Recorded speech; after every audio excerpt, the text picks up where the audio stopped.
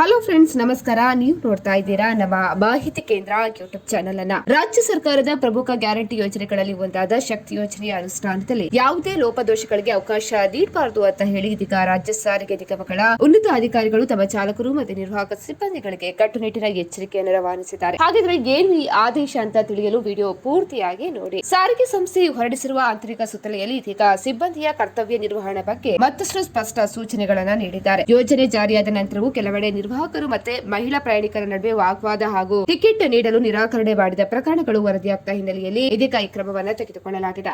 ಶಕ್ತಿ ಯೋಜನೆಯಡಿ ಪ್ರತಿದಿನ ಕೋಟ್ಯಾಂತರ ಮಹಿಳೆಯರು ಪ್ರಯಾಣಿಸ್ತಾ ಇದ್ದು, ಯೋಜನೆ ಕುರಿತು ಯಾವುದೇ ಮಾಧ್ಯಮ ಅಥವಾ ಸಾಮಾಜಿಕ ಜಾಲತಾಣಗಳಲ್ಲಿ ನಕಾರಾತ್ಮಕ ಸುದ್ದಿ ಪ್ರಕಟವಾಗದಂತೆ ಎಚ್ಚರಿಕೆಯನ್ನು ವಹಿಸಬೇಕು. ಮಹಿಳಾ ಪ್ರಯಾಣಿಕರೊಂದಿಗೆ ಸೌಜನ್ಯದಿಂದ ವರ್ತಿಸಬೇಕು. ಟಿಕೆಟ್ ವಿತರಣೆಯ ಬಗ್ಗೆ ಯಾವುದೇ ಗೊಂದಲಗಳಿದ್ರೆ ತಾಳ್ಮೆಯಿಂದ ನಿಗಮದ ನಿಯಮಗಳನ್ನು ವಿವರಿಸಬೇಕು ಅಂತ ಹೇಳಿದ್ದಾರೆ. ಮಹಿಳೆಯರಿಗೆ ಸೀಟು ನೀಡುವುದು, ಹಿರಿಯ ನಾಗರಿಕರಿಗೆ ಆದ್ಯತೆ ನೀಡುವುದು ಮುಂತಾದ ಮೂಲಭೂತ ಕರ್ತವ್ಯಗಳಲ್ಲಿ ಯಾವುದೇ ತಾರತಮ್ಯ ಮಾಡಬಾರದು ಅಂತ ಹೇಳಿ ಸ್ಪಷ್ಟನೆ ನೀಡಿದ್ದಾರೆ. ಯೋಜನೆಯ ನಿಯಮಗಳನ್ನು ಉಲ್ಲಂಘಿಸುವ ಅಥವಾ ಕರ್ತವ್ಯ ನಿರ್ವಹಣೆಯಲ್ಲಿ ನಿರ್ಲಕ್ಷ್ಯ ತೋರುವಂತಹ ಯಾವುದೇ ಸಿಬ್ಬಂದಿಯ ವಿರುದ್ಧ ತಕ್ಷಣವೇ ಅಮಾನತು ಸೇರಿದಂತೆ ಕಠಿಣ ಶಿಸ್ತು ಕ್ರಮಗಳನ್ನು ಜರುಗಿಸಲಾಗುವುದು.